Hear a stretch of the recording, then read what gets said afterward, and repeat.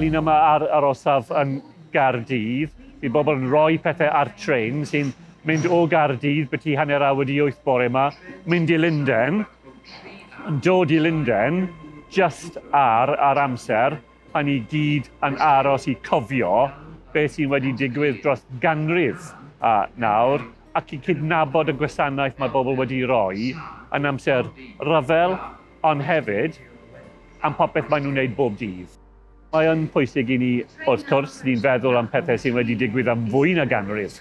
Nawr, ond ni'n cofio hefyd pethau sy'n wedi digwydd yn agosa at ni heddiw. A ryfel yn y Falklands, enghraifft. 9/11. Pethau sy'n wedi digwydd yn y bywydau ni heddi. A mae'n pwysig i ni cofio popeth sy'n wedi digwydd, ond hefyd y gwasanaeth mae pobl yn rhoi a hyn o bryd hefyd. Mae pobl ifanc yn awyddus i cael fwy o wybodaeth am beth sy'n wedi digwydd ac i cydnabod y gwasanaeth mae pobl yn rhoi. Ac yn y cyd-destun y pandemig yma yn Gymru, ni wedi weld bob dydd pobl o'r byddin, o'r Air Force yn wneud pethau i helpu ni i diogelu Cymru.